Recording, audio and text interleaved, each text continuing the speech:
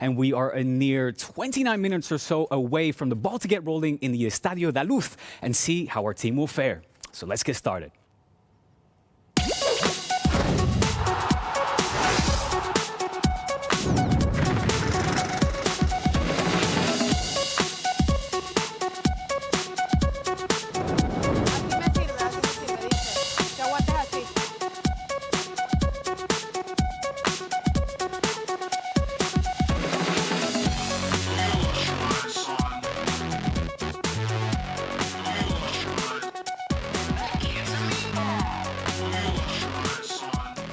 Before we introduce today's studio panel, let's head on over to Lisbon, to the Estadio da Luz, and connect with Mai Rostro, who's already taken her seat, and she also has with her the starting 11 for Koeman's team. Mai, what's the latest?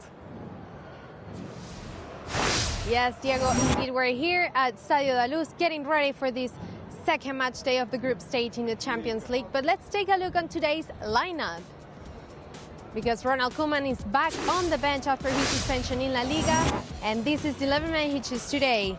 Marc-André ter Stegen in goal, Araujo, Piqué, Eric, Sergi Roberto and Dest, midfield, Sergio Busquets, Pedri and Frankie de Jong, and up front, Memphis and Luke de Jong. So this is the starting 11 for today's game. Diego. Thank you for that, Mai. We're going to connect with you a little bit later again. But for now, let's meet today's studio panel. We've got with us, of course, the usual suspects, Robert von Eckhout and Bruno Ballester.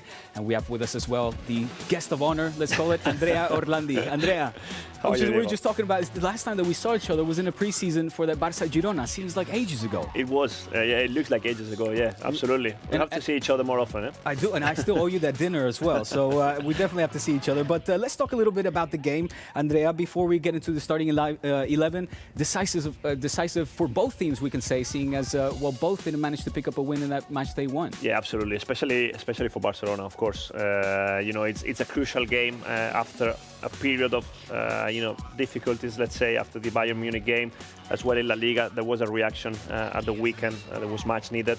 And today, it's la prueba de fuego, as they say in Spain, in the Champions League. Away against a team that plays really good football, and they're flying in the Portuguese league, so they're fully confident. It's not going to be easy, and looking at the lineup, it's probably why Ronald Koeman's gone for the three at the back, and there are a few changes in the starting lineup because he wants to first prevent and stop Benfica and then think about attacking. Robert, your thoughts on the starting 11 of today? Yes, of course, a different formation today by Ronald Koeman compared to the one that we saw on, what was it, Sunday? Yeah, I get lost. So many games. So many games lately, I get lost. But yeah, Sunday against Levante. Yeah. So the three players who were out for that game, Frankie due to suspension, and Sergio Roberto and Pedri, all three of them in the lineup. I think the approach is different, but the idea of the team needs to be the same. Win the ball back quickly in the opposition's half, test the keeper quick chances, and start strong, because that's what Barca needs to feel confident in the game, I think. And Bruno, I mean, Barca have reason, of course, to be optimistic heading into this game. Absolutely. I think it's the fantastic chance today to confirm what we saw on Sunday, the good feelings, the good sensations today in the Champions League, of course, against Benfica. And it can be a crucial game. And let's see, of course, if we can continue in this good dynamic. And then, of course, also be prepared to face the key game of La Liga on Saturday against Atletico Madrid. So today, I think, is a great chance to continue growing like Barca played on Sunday. Well, why don't we hear now from assistant coach Alfred Schreuder and see what he had to say ahead of this Benfica-Barça. Com sempre, abans de cada partit ens atén Alfred Schreuder. Hi, Alfred. Good evening. Good evening.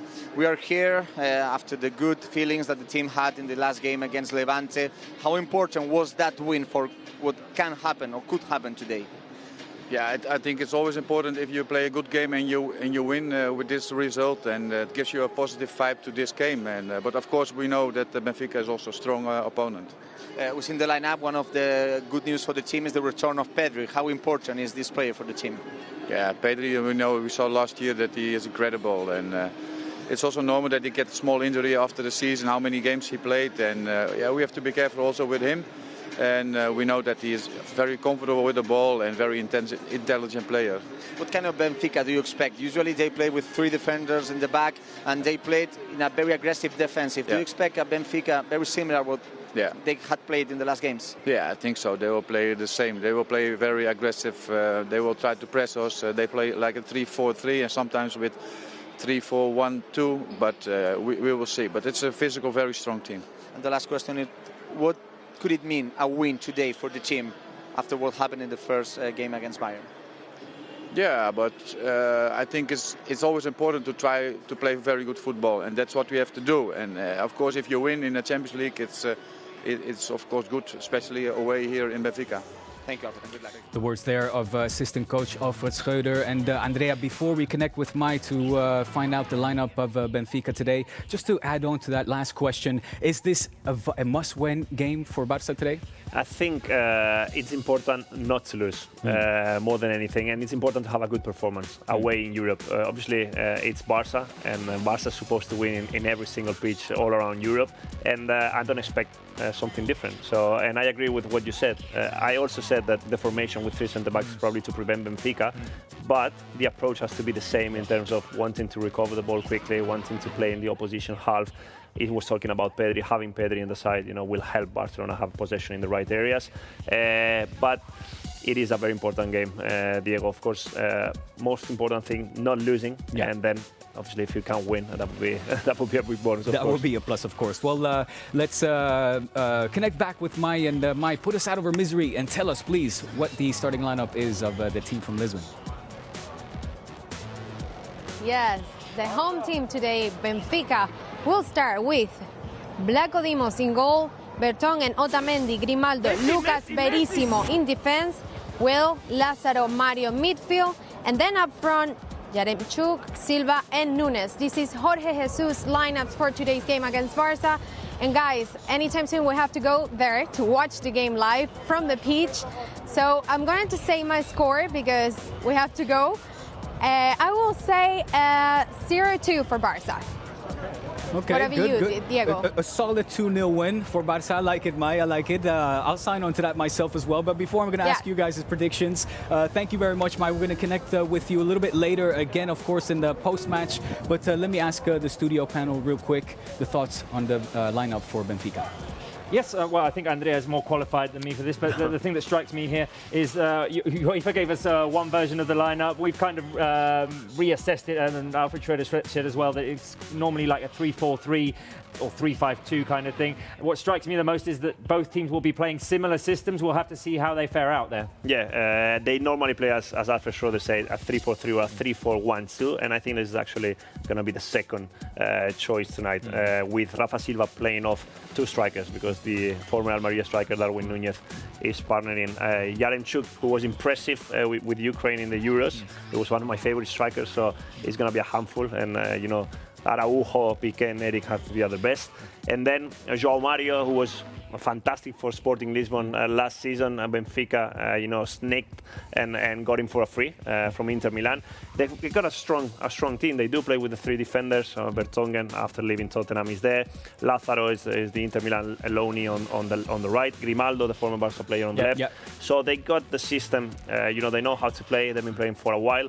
And because of the way Barca play and because of the numbers the Barca have in midfield, I expect Rafa Silva start as the number 10, probably looking after Busquets, and then João Mario and Weigl on that midfield. And I have one question for you, Andrea, because when 2 teams play such similar systems, normally we see Barca play a 3-5-2 to have like the fullbacks high up and have extra attacking players when you do have the ball against teams that play deep, but that's not the case as much today with Benfica. When we've got 2 teams with the same system, what needs to go well? Well, it's about winning the individual battles, really. And it's actually good to play against a team that plays the same system, because there's not going to be like 2v1s on the sides like happened against Bayern Munich, for example, when Alphonso Davies and Leroy Sané were going up against Sergio Roberto, who was most of the times outnumbered, and then 3 centre-backs were marking 1 striker. Now you've got 2 strikers to mark.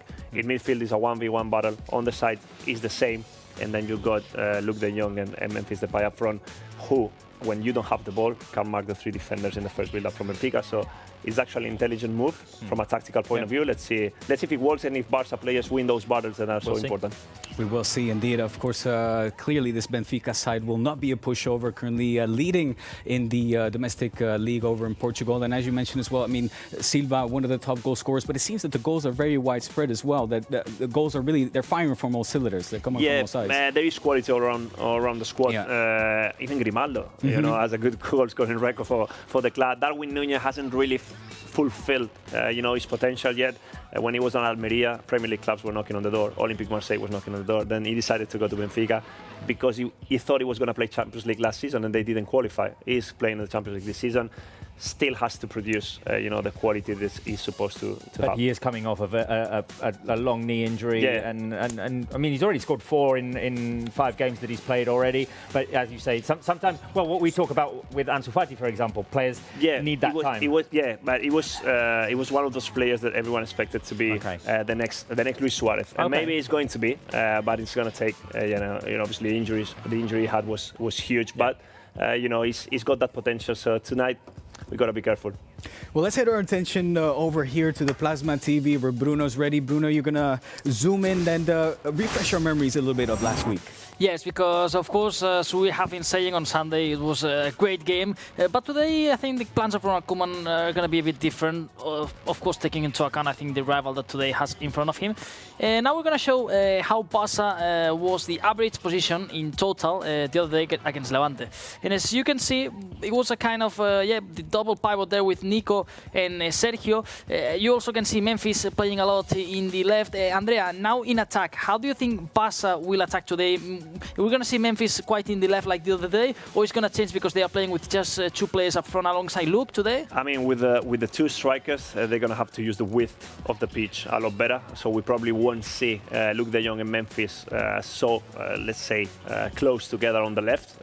But mainly Memphis likes to start playing from the left, so he will be the one enjoying that side more. But Luke de Jong will have to do, a lot of work pinning the centre-backs. So we need him there, with the Benfica centre-backs. Obviously, we don't have Gavi, as an attacking midfielder. It's Frenkie de Jong, and Frenkie is going to have to make those runs as well in between centre-backs and the space. One of the weakest points of a 3-5-2 or 3-4-3 systems is the connection between the wing-back and the centre-back. There are always gaps there. So you need players to run into those gaps. So Frenkie is going to be very important, especially, where Grimaldo and Vertonghen play. And then, obviously, Busi is going to be the holding midfielder today, and you will see that the positions will be pretty clear. We won't see, like we see there, like Nico playing alongside him. Today is Pedro in front of him, and then Frenkie de Jong on the right, so it'll be pretty clear. And what about defenders, Andrea? Because the other day we saw playing 4-3-3 how Dest and Mingueza were going up a lot. Today also we can expect Dest and in this case Roberto to attack a lot because we are playing with you at the back. Hopefully we'll see the number 2 even higher. This will mean that we will see Lázaro defending very deep for Benfica, and that means the Barcelona will be on the front foot. And the same on the other side with Sergio Roberto. If you probably look at the average position of the game against Bayern Munich, the fullbacks or the wingbacks from Barcelona were really deep because we were forced to defend. And then another good thing would be to see the defense so high as well. The defensive line high with the likes of Eric Piqué and Araujo. Obviously, having Araujo allows you to play like this because then he has the pace and the power to track back if he has to. So I'd love to see, that average position, especially the distance. You see that everything's solid, everything is compact and closed. And that would mean that Barcelona, as they had against Levante, will be dominating the game.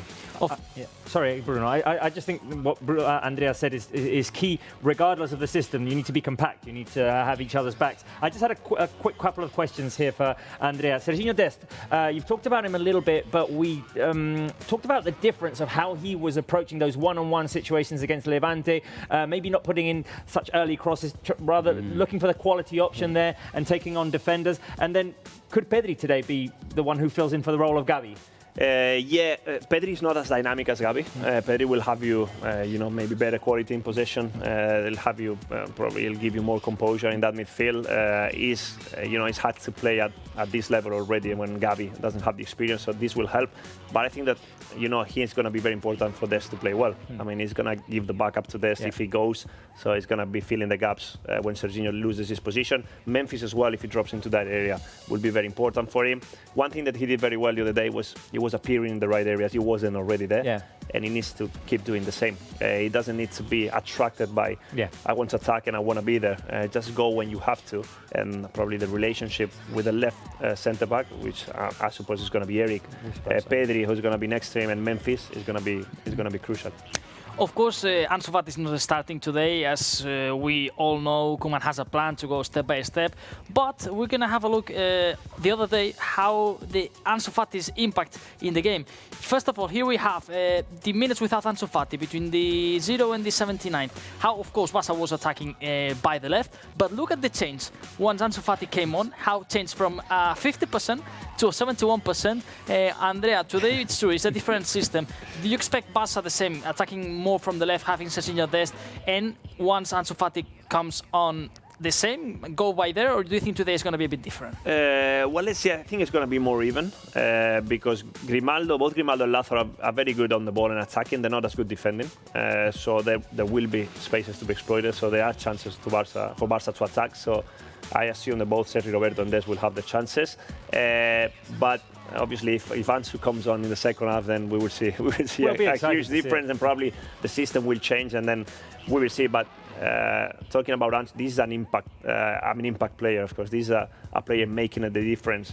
Coming on, first thing he did, he just took on the defender and tried to create things from the left. So I expect more of the same. And not to boycott what you're saying here, Bruno, but I've only just remembered this. Probably the fact that Barca only attacked 13% of the time down the right flank also had to do with Mingueza being replaced by Eric Garcia there at right fullback, and Eric didn't make any runs forward. It's possible. But Barca do have a tendency to go down the left. Yeah, absolutely. And maybe that's why Serginho Dest is playing his best football. Yes. And now, that he's playing on the left. It all depends on the players you have or the way you want to play. Memphis as well likes to start, his game from there. And from the start, you could see the things were happening against Levante. Miramon was having a nightmare, let's say, defending that area. And Andrea, what about a manager, in this case, the opposite manager, Jorge Jesus, to try and face and plan the game? Once you know Ansu Fati is going to come on, we don't know exactly why, but is it easy or difficult for the opponent manager to predict a game once you don't know exactly when Ansu Fati is going to enter, and we know that the impact that Ansu Fati normally makes in the game? Well, I'm sure that he has everything planned. He probably didn't expect, or maybe yes, Barca to start with 3 centre-backs or a different system. He probably thought Barca was going to play 4-3-3, and they were gonna be playing with wide men. And I'm sure they've studied how Barca plays. They know how good Ansu is. Yes. And one thing about Benfica, which is dangerous, they're fearless. So they'll come out, they're playing at home, wanting to impose the style of play and the style of game, and it's about Barca, doing the opposite. Well, we're about 12 or 13 minutes away, so for the ball to get rolling in the Estadio da Luz, and maybe now's a good time to listen from one of the, should we call him, moral, spiritual leaders of the dressing room, Ronald Araujo, and head coach Ronald Koeman. Let's take a listen. Una victoria siempre hace bien, ayuda al equipo, al grupo, contento por la victoria del otro día, y bueno, vamos con mucha confianza al partido de mañana a tratar de ganar los 3 puntos. Trabajé mucho en las vacaciones, en la pretemporada, para recuperarme bien, para evitar lo que pasó la temporada pasada de algunas lesiones. Es verdad que muchas fueron de mala fortuna, no de tema de profesionalidad, porque creo que eso lo trabajo mucho y creo que soy un gran profesional. Fue mala fortuna, pero bueno, este año trabajé mucho para eso y creo que vamos por buen camino, y espero que podamos hacer una gran temporada todos, ¿no? Yeah, that they are a really strong team in Europe. It's a big club in the world, I know, because I had that experience that I was for 1 season in Benfica, and always a good ambience in the stadium. They will have that behind the team, and they are dangerous in front, could good front players, fast front players, and also a lot of experience in the team, and that makes them really a difficult one to beat tomorrow. Well, head coach Ronald Koeman, of course, very well aware of the threats of this team, seeing as he used to coach the team himself, and also aware of the atmosphere that will be created in the Estadio de la Luz. But, gentlemen, we've already heard the score prediction from Mai, 2-0 for Barça, of course. I'm going to ask you now, put you guys on the spot. Let's start with our guest, Andrea. Andrea's the guest. Yeah, I'm going to say 1-2 for Barça, because I went for the 2-1 against Levante, and we won 3-0, so I'll go for 1-2. I'm going to go with the same one as Mai, 2-0 for Barça. That's the last result that Barça got at the Estadio de la Luz as That's true, yeah, exactly. 2012, was it? 2012, 2012 yes. with Tito Villanova as manager. Go ahead. Yes, I was going to say also 2-0, but as the other day went quite well for me with the 3-0, I'm going to say 3-0 for Barça today away. 3-0, so yeah, no goals conceded, okay. Oh, no, of course. Third consecutive clean sheet. We have full trust in Marc-Andre ter Stegen and our defensive scheme. I'm going to go with a 3-1. I'll go with a 3-1. Add one on to Andreas, and I'll give that one goal of honor for the home side. Yeah, put it that way. They have top strikers between Yaremchuk and also Darwin Núñez, of course. Two references. They have scored 4 goals each during this season. So I think defenders will have to be careful with these two fast players and good strikers. Yeah. Now, do remember, of course, you viewers at home, that this is all part of the Matchday Challenge. Whether you've got the Barça app or if you want to visit the website, you can yourself take part in all of this fun stuff. There's 3 areas, in fact, where you can win prizes with. You collect points by guessing the score. That's, of course, before the match. And at halftime, you've got the halftime quiz. And then finally, to conclude the game, you've got the final game rating, and you get all kinds of participation points as well. And the prizes this year are out of hand. I mean, I'm just going to go out and say it. They're crazy. You can win a jersey every single match, and the grand prize, of course, is those 2 tickets for a week here in Barcelona, and 2 tickets to see El Clásico, not for this season, but for next season. Pretty dang good, if you ask me. I've just gone on the Barça app and just about to submit my vote. You're in there. 2-0. Locked in. Are you allowed? I'm having internet trouble. I cannot put my... There it is. All right. Locked and loaded. So I've put in my 2-0. That's 20.5% of the votes have gone that way. Mm-hmm. The most voted for score, does anyone care to guess? 3-1? No, 2-1. 2-1. Like it was on Sunday. Like the other day. 27.4% of the people who voted on the Barça app or fcbarcelona.com have voted for a 2-1. Also, other popular results are a 3-1 or a 3-0 to Barça. So, of course, optimism amongst those voting on the Barça app and fcbarcelona.com, and of course they want to win those prizes. They would win the Matchday jersey today, which is the Señera one. Yeah, okay, nice. We're playing in the Señera kit. Nice one. If you win, Robert, who's going to replace you next season's Clásico here in the studio? We'll have to figure that out. Because I am going for the, of course, for the season prize. I haven't got any of my results right yet, but it's a big one. It's a juicy one. It's definitely something to play for. So make sure you download that app or get on the website and participate. But guys, we're about 5 minutes or so short from the ball to get rolling, I believe. If not, please tell me different. Let's go over the starting 11 one more time. We've talked about the Ansu Fati factor. We talked about the wing backs as well. I want to maybe shed a light and focus a little bit more on another man of the hour, Memphis Depay. Andrea started the season, the preseason already off with a bang. Had that little dip, but he was firing it also from all cylinders in that match against... against Levante. I was going to say Granada. I'm like, no, definitely Granada. But we were talking Levante, about it on Sunday.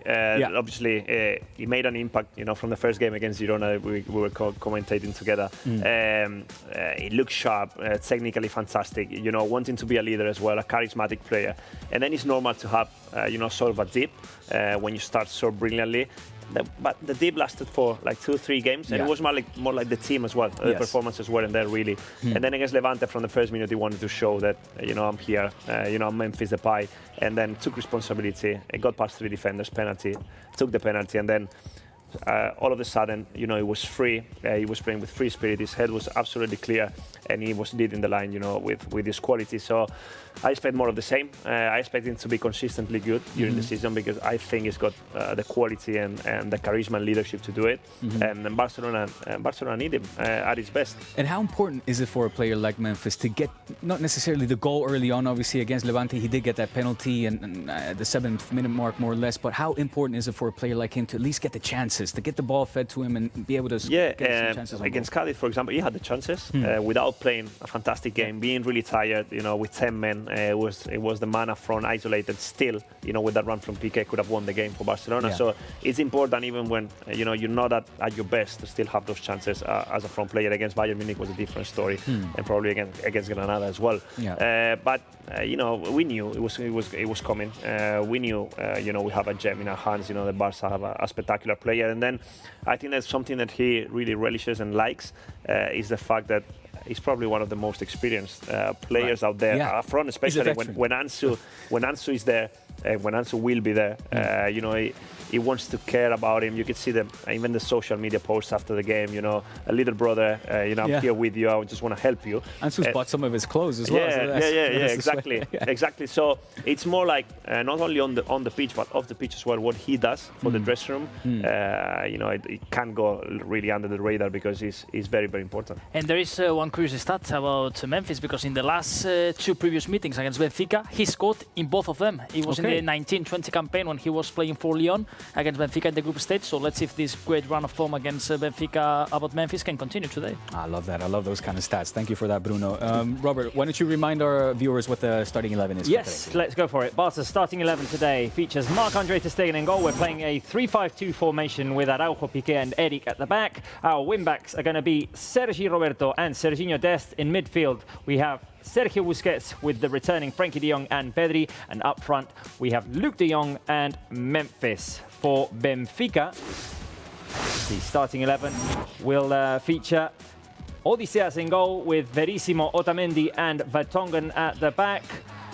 Valentino, Weigl, João Mario and Grimaldo in midfield. Of course, Valentino and Grimaldo playing as wing-backs, and up front, Rafa Silva, Yaremchuk and Darwin. Andrea, you talked about how this could be a 3-4-3. It could be more of a 3-5-2 with Rafa Silva dropping back. We'll have to see once the game gets started. Yeah, absolutely. I mean, Yaremchuk and Darwin are both, you know, 2 strikers, even though Darwin can play out wide on the left. Rafa Silva is a winger, is a natural winger, but he's played as a number 10 already this season. And playing against Barcelona with that 3 midfield man, I expect, you know, especially when they're without the ball, Rafa Silva, you know, to play in that number 10 position, looking after Sergi Busquets.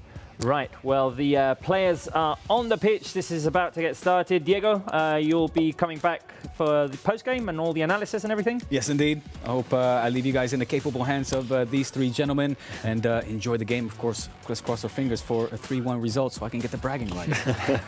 Right. See you later, Diego. And as I said, the game is about to get started. The players are on the pitch. We're playing with the Señera kit today in Lisbon. And of course, Andrea, Bruno, this is a game in which we said best not to lose, but obviously the team is in a little bit of need here after that defeat in game day 1. Absolutely, and a couple of things here. First of all, Barça hasn't won in the last 4 Champions League games with 3 defeats actually in 1 draw. So let's see if also we can change this dynamic today, win and change it, because if not, it's going to be the worst ever run for Barça. So hopefully, let's see if this can change. But on the other hand, a good stat is that Barça has never lost in this stadium, in the Estadio da Luz. They lost once against Benfica, but it was in a neutral venue in a final of the European Club Cup. In 1961. Exactly. So in recent history, we have never lost here in the Estadio da Luz. So optimistic, I think, today for the game, and let's see how it goes. We are seeing now Sergio Busquets and Otamendi there in the draw. Yes, and the coin toss there between the 2 captains. Andrea, will that need to win play a little bit of a factor in the nerves of the players, maybe? Well, talking about nerves, this is a very difficult game from a mental point of view, because of the stats that that Bruno was just mentioning, because of the recent history in the Champions League, for Barcelona, especially away from home. So it's important to start well, as we said the other day against Levante, even more so today. Ronald Koeman was talking about the aggression, the quality and speed of the front players of Benfica, so they'll put you under pressure straight away. And we saw Sergio, on the toss. We thought Amendi is going to be crucial as well. Doing things, bossing that midfield, calming things down, because Barça will need to slow the tempo of the game as Benfica will start on all cylinders, and hopefully have the possession where you said, that it's important to have possession in the opposite half. Make them defend, especially this man Lázaro, who's good attacker but not as good defender, and Grimaldo as well on the other side. Right, well, the game is just about to get started. We're waiting for the referee's initial whistle at the Estadio da Luz in Lisbon. Game day 2 in the Champions League group stage.